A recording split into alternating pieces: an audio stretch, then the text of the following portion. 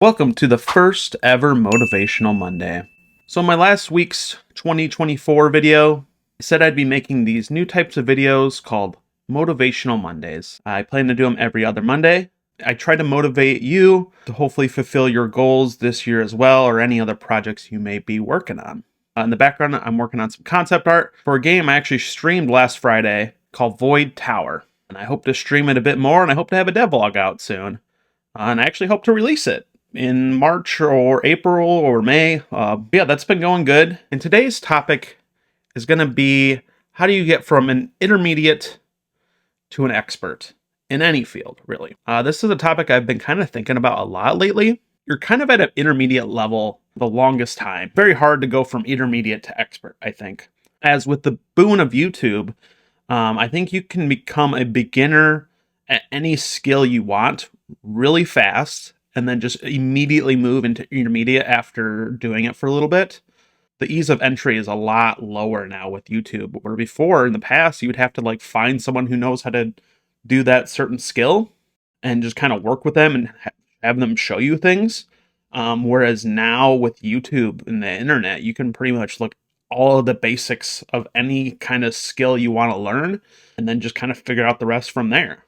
In skills I want to get good at, video game design, comic creation, video editing, I'm definitely an intermediate in a lot of those areas, and I want to become expert. I want to become an expert master in those fields.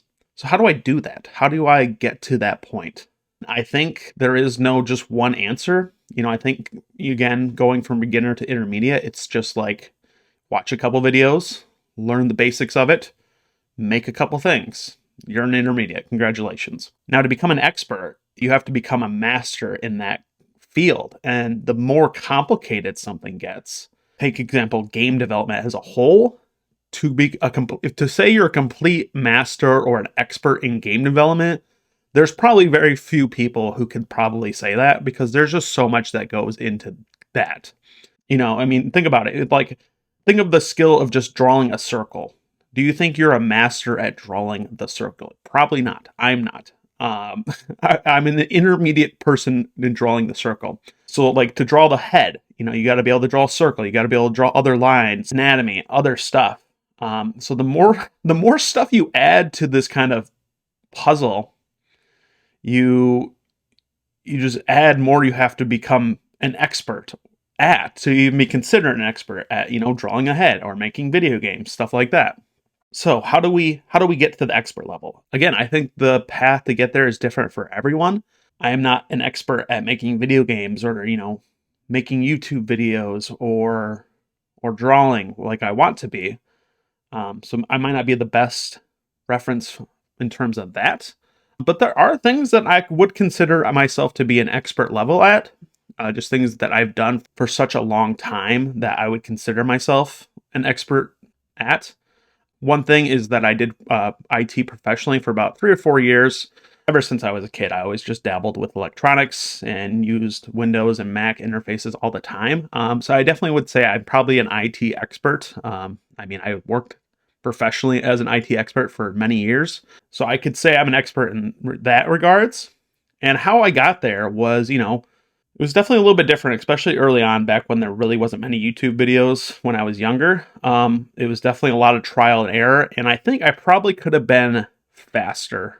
But just after doing it professionally for years and years and, spending your whole day doing IT-related stuff, it just kind of happened over time. That's really cool, I guess, to think about it that way. If you just give it enough hours, you can get really good at it. You can get really good at anything. But with, your kind of passion projects, the stuff you want to get good at, I want to make video games. I want to become an expert at that. I can't spend 40 hours a week on it, unfortunately. I don't get paid to do this. So I can't put that insane amount of time like, you were at a job, Sure, you can, really know-life it, but I would suggest maybe going it on a better route. And that's by being smart about it, understanding what you don't know. The more you understand something, the more you understand that you don't understand stuff about. I hope you understood that. But yeah, it's called the Dunning-Kruger effect, basically. A good example is like, say, we'll say game development. That's what I've been really focusing on lately, but we'll kind of talk about that. So as a whole, when you kind of start off game development, you think to be a good game developer, it takes about 5 things to do really well. And you can do about 4 of those things really well. You just need to get that 5th one. So you're about 80% there. That's what you feel like. But as you learn the process more and you learn more things, when you become an intermediate, like, then there's a point where they're like, no, there wasn't 5 things. It was actually about 500 things that I need to get really good at. And I'm good at about 100, 200, maybe. So now I'm down to like 20 or 40% of knowledge. So it's very dismotivating, you understanding that you actually know nothing at all. Then how do I actually get to that 500? Well, you got to understand that process. You got to understand that, hey, it's probably not even 500. It could be thousands. It could be millions. You got to understand that. And I mean, just with something as complex as game development as a whole, honestly, I don't think there's probably not many people out there who are a master game developer in the sense of they can make everything in a game perfectly or professionally. It's just so split up in between all the different categories of arts, programming, design, sound design, other just engine programming. That's different from, there's different subsets of programming. You could be great at programming stuff in the game, but you couldn't do anything network related or anything engine related. And same with art. I mean, you could be the greatest 2D artist ever, make the sweetest UIs, sweetest characters, but you don't know anything about 3D art. You don't even touch that. So that's different there. And then don't even get me started on sound design. That's a whole other thing. You could be the greatest composer in the world, write the greatest soundtracks ever, but you could just not make the most simplest interface sounds that actually make sense. There's so many things. So hopefully that doesn't dismotivate you. I'm just kind of saying, basically, you just need to understand that you're always going to be learning. There's always more to grasp. You're always going to be a beginner at something. When you get to something as big as game development, or even comic making, there's just so much that goes into it. Basically, you need to get all those skills up to snuff if you want to be an expert in that. If you just want to be an expert coder, that's great. That's a faster pathway for you to become an expert because you're narrowing it down. Same with art, in music, stuff like that. The more, kind of complexities you add on, the way longer it's going to take. Me personally, I want to be able to make a game by myself as cool as possible. That takes a lot of learning to get to that point. A lot of trial and error, too.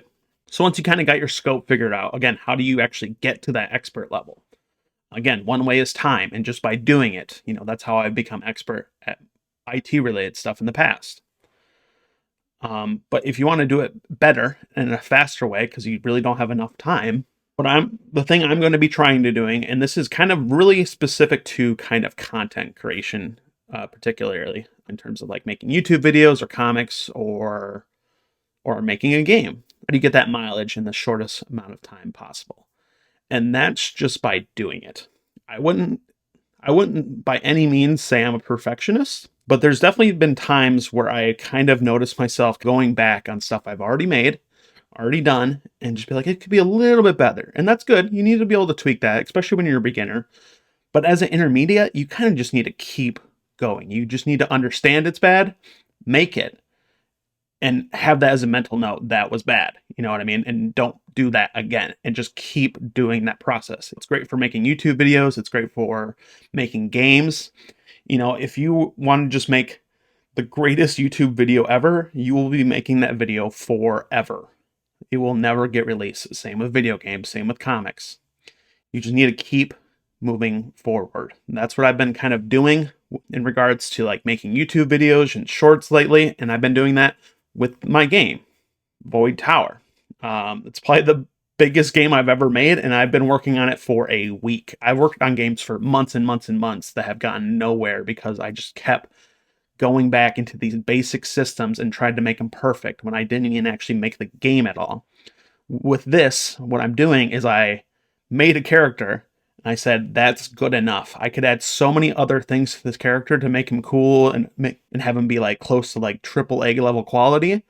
that would take forever to get. It would take months and months and months to wrap that up. And once I do that, I would have to change everything. I would have to change the whole game around them to kind of fit that new moveset. So I basically just made the character and pretty much mostly everything it can do within like a day or two. And I said, that's it. I'm not changing anything. Now I'm building the game around it. And that's what I did. I would block out a little bit and then I would put the actual art assets in. And I said, this is it. These are the art assets. So these are not placeholders. This is the game. And just keep building it. Keep making content. That's how you have to do it. There's some people that might make sense, obviously. But I think for me personally, I think a lot of people, kind of are afraid of failure, afraid of actually putting stuff out there, afraid what people are going to think. Don't worry about it. I think that's kind of just like a wisdom thing too. The older you get, the more you kind of realize you don't really care what other people think, and you kind of just need to do it for you. And I've been doing that these past couple of months, and it's been really helpful to and I've been able to make a lot of cool stuff lately, and I hope to continue to do it. So that was kind of a long, rambly thing. Hopefully that motivated you to elevate your career in whatever field you want to become an expert in. And I hope I become an expert at game development one day. And I do hope to be able to do it professionally eventually, so I can actually spend a lot of time working and honing my skill to actually become an expert. Thanks for watching. I stream every Friday, 6 p.m. EST if you want to come hang out. I'll probably be working on my game Void Tower, or might be drawing, doing some other fun stuff. But as always, thanks for watching, and I'll see you guys around.